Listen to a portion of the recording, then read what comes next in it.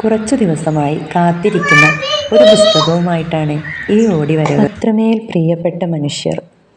ഒരു മനുഷ്യന് മറ്റൊരു മനുഷ്യനെ എങ്ങനെയെല്ലാം സ്നേഹിക്കാമെന്നും സ്നേഹിക്കപ്പെടാമെന്നും ആയിഷയിലൂടെ, അബൂക്കയിലൂടെ, ഖദീജയിലൂടെ പകർന്നിടുകയാണ് നസീഫ് കലയത്തെന്ന യുവ എഴുത്തുകാരൻ.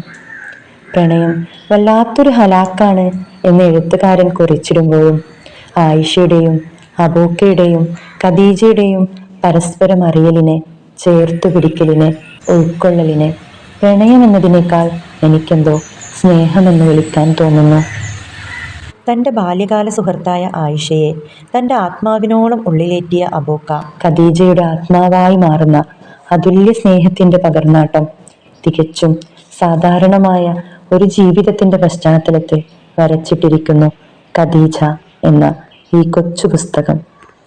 മനുഷ്യർക്ക് സ്നേഹവും കരുതലും നൽകാൻ, മനസ്സിൽ സൂക്ഷിക്കാൻ, അവർ നമ്മളെ തിരിച്ച് സ്നേഹിക്കണമെന്നോ നമ്മുടെ ജീവിതത്തോട് എല്ലാ കാലത്തും ചേർന്ന് നിൽക്കണമെന്നോ നിർബന്ധമില്ലെന്ന് തോന്നുന്നു എന്ന കുറച്ചു വരികളിലൂടെ സ്നേഹത്തിൻ്റെ അഗാധമായ ആഴം കാണിക്കാൻ ശ്രമിക്കുന്നു എഴുത്തുകാരൻ.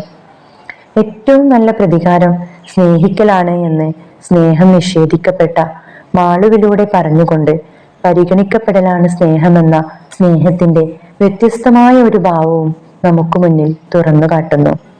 അത്രമേൽ പ്രിയപ്പെട്ട മനുഷ്യരുടെ സ്നേഹത്തെക്കാൾ ഈ ലോകത്ത് വേറെന്തിനാണ് നമ്മളെ സ്വാന്തനിപ്പിക്കാൻ സാധിക്കുക?